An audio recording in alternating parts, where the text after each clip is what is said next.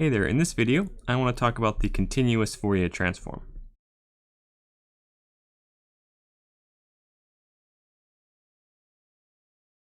And like the name suggests, it changes functions, or it changes the way functions are represented. It changes them into frequencies. And so applications of the Fourier transform are to find the frequencies underlying a periodic function. So like, say, if you think about sound, like a song, and you plot the song as a function of time, you might think to plot the amplitude of the sound as a function of time. But if you Fourier transform that, what you're going to get is a plot of the frequencies that exist in the sound. In effect, what notes are in the sound. And so we can break apart a function into its frequencies. Typically you do this with periodic functions, although the Fourier transform itself does not care if the function was or wasn't periodic to begin with. You can use it to smooth and filter data, specifically periodic data. Or you can use it to solve some differential equations. That last tool is more when you're solving differential equations by hand. It doesn't really come up very much when you're solving differential equations in your computer, because your computer effectively just brute forces a solution for the differential equation. Okay, so the basic derivation of the Fourier transform starts with the Fourier series. So remember your Fourier series. It says that any periodic function f of x can be written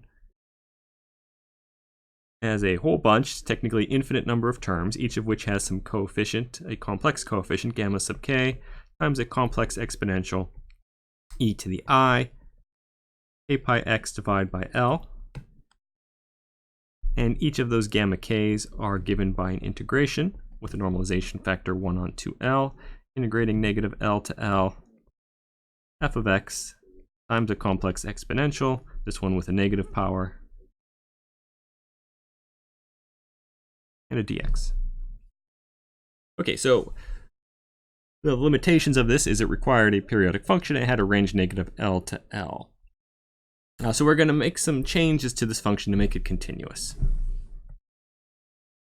First thing we're going to do is we're going to define gamma sub k, and this is an angular frequency for us. And it's going to be, by definition, equal to 2 pi k divided by 2L.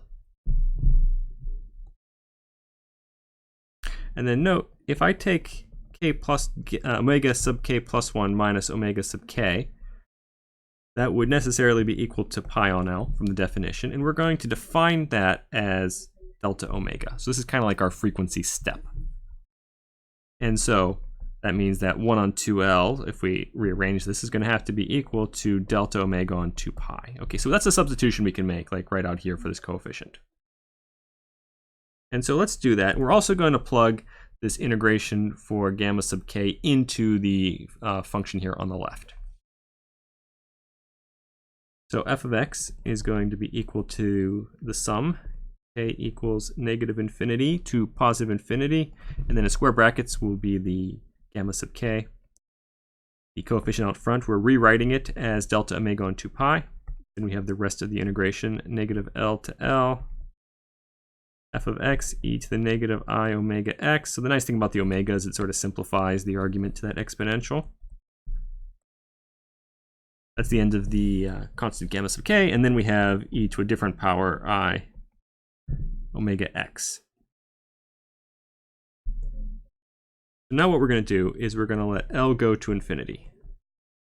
And in doing so, now we can do any kind of function, because over an infinite range you can fit any function, and then you just pretend that when you get off, somehow past infinity, it repeats itself again.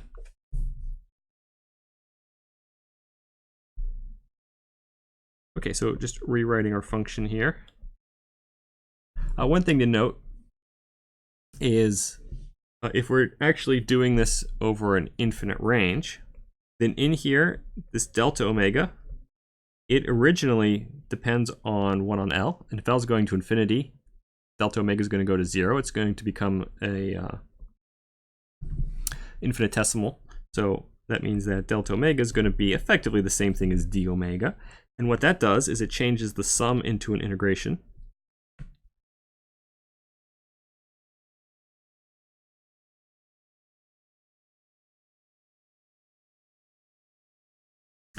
Okay, and then as far as what's going on the inside here, we've changed L to infinity. But otherwise, the inside of this should look the same as what it was before.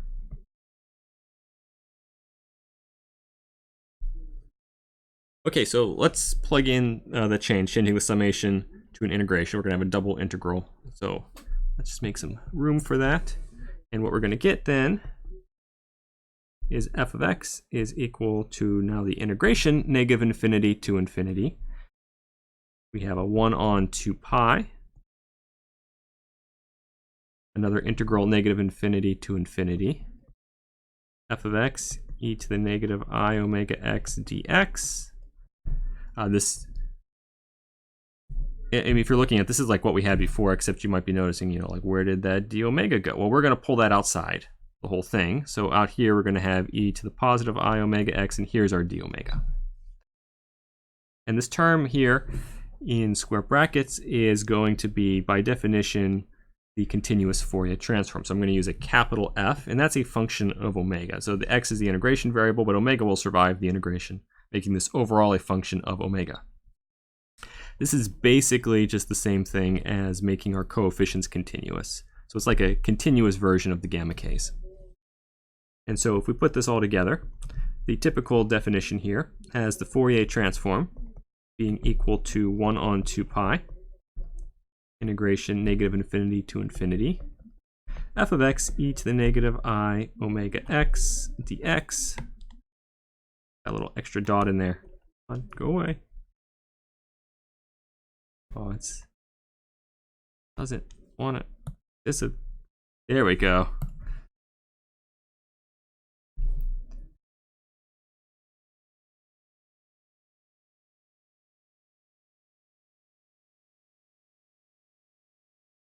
Okay, so that's our Fourier transform. And then we can get back the original function with something called an inverse Fourier transform.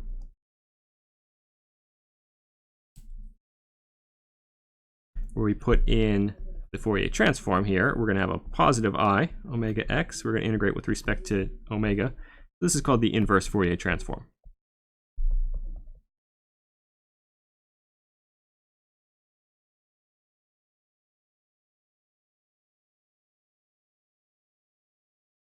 And if you go back to our original derivation, we had this 1 on 2 pi, and I kind of like left it where it was in the Fourier series. And that's a common thing to do, but really the location of the 1 on 2 pi is arbitrary. Some people will put it with the inverse Fourier transform. Some would prefer symmetry and split it up, 1 on square root 2 pi and 1 on square root 2 pi. You can do that as well. So, just be aware of it, that different places, different authors have different choices there. Let's try a quick example. So let's say our function here, f of x, is equal to x as long as the absolute value of x is less than 1, otherwise equal to 0. This is not a periodic function. This is a function that exists everywhere. And so it looks something like a diagonal here. Well, should have drawn that a little better. It has to go through the origin. We've got a diagonal, and then it jumps down to 0 everywhere else. But it's okay that this is an infinitely large function. You can still transform it. And so if we do our Fourier transform here, capital F of omega, that will be equal to 1 on 2 pi. Integrate negative infinity to infinity. We're going to plug in our f of x and then this exponential. Okay, so if we do that, if we plug in f of x is just going to be x when we are in the range negative 1 to 1. Otherwise, it's going to be 0. So we could just have like a big old plus 0 over here for everything else. So that's why I picked this function, is because it's easy enough that we can do it by hand. And so carrying out this integration, it's something you could do integration by parts. It takes a little while. It takes about a page. So if we just sort of jump ahead to what you end up getting, we're going to get an omega times cosine omega minus sine of omega divided by pi omega squared times I, where I've used the fact that e to the x is the same thing as cosine x plus I sine x to get this final form here. Okay, and I wanted this because what we're going to try doing is we're going to put this into a notebook and we're going to have it evaluate the integrals for us and see if we get the same result as the one we just worked out by hand. Okay, so we are back in the notebook. Let's try plotting that Fourier series, or Fourier transform rather, that we just calculated. So our omega here is going to be basically our horizontal axis. So let's make it a lens space. We're going to go -50 to 50. I mean, you kind of have to play around to see what good values are. And we're going to make it super, super smooth. I'm going to do 1,000 points because this is a pretty wiggly function. So having a lot of points will make it look nice. Capital F will represent our Fourier transform. And we calculated by hand that it should be omega times cosine omega. Be careful here with parentheses, minus sine of omega. So all of that's the numerator. And then, well, I guess we have an overall I, so we'll go put that in the numerator as well. And then we will divide that by pi times omega squared.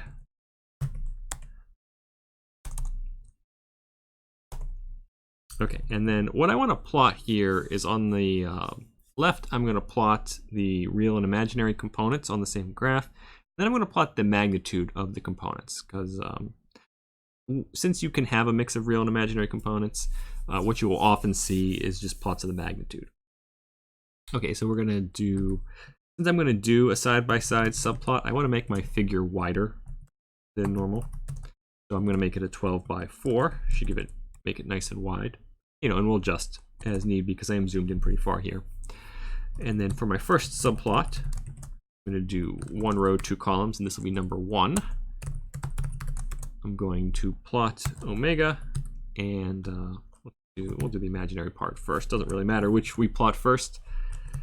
And we're going to call it imag, and then copy, and this one will be real.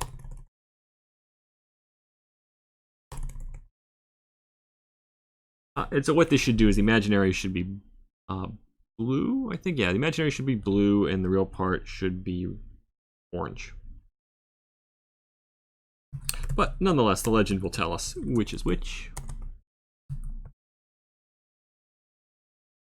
And then in my second plot, 1 row, 2 columns, number 2, I'm going to show the magnitude. So that would just be the absolute value here, or omega, and the absolute value of the Fourier transform f. Let's make this one red. And might as well give it a label while we're at it. There's not really anything to confuse it with, but you know, when we look back at it later, it'll be nice to remember. And what's wrong here? Different shapes. Okay. Different shapes. The only things that can have different shapes here is, oh wait, there's an X? There shouldn't be any X's. It should be an omega. Okay. Big size is not, yes it is. Big size equals though. There we go. So here are our coefficients. So they're all imaginary in this case, you know, which makes sense. We're plotting an imaginary function here. So nothing's real.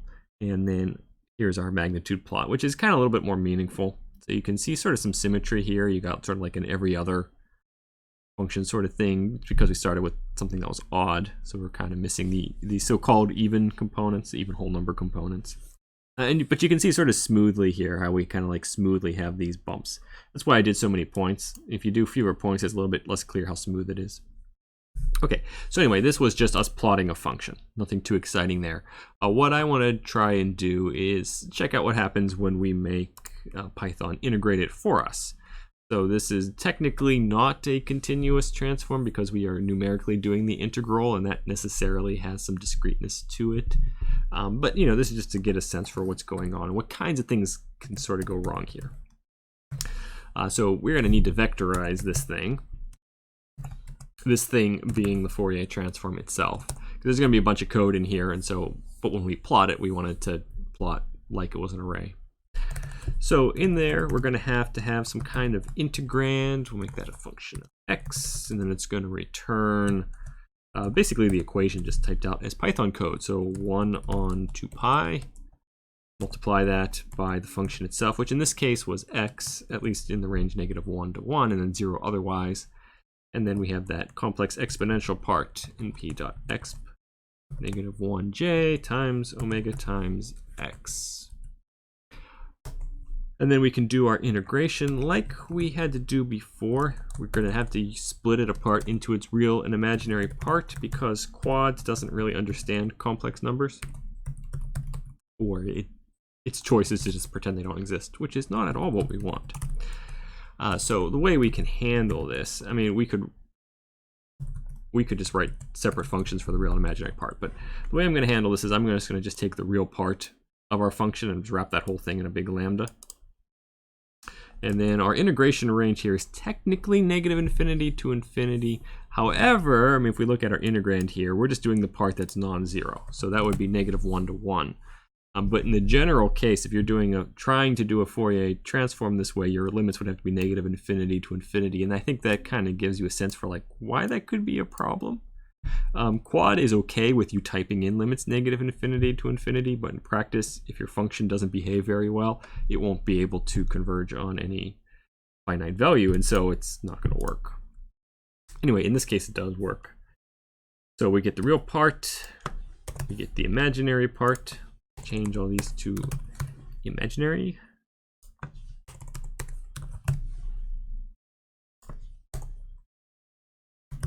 And then we can return them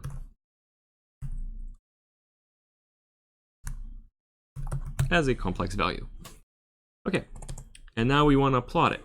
Basically want to be using the same plot code from up above. It's a few differences. F is now a function of omega. Got to change that in each of these places. We'll do the same omega as before. Principle, we should get the same plot. Or how about a nice error message? What's wrong? Imag is not defined right, as I call that I imag. Hey, you can see this takes a little while, but once we are done, you can see we do get the same sort of result. So we, like in this particular case, what this comes down to is, can you do this integration numerically? So if you can do it numerically, then it should be the same as doing it by hand, within rounding error. So here it worked out fine. But you can easily find yourself encountering a problem that is not very well behaved numerically, and that can give you trouble. So what this is leading us to is there needs to be another way to do Fourier transforms in a computer rather than trying to force your way through this integration. And sure enough, there is. It's called the discrete Fourier transform, and it's the topic of the next video.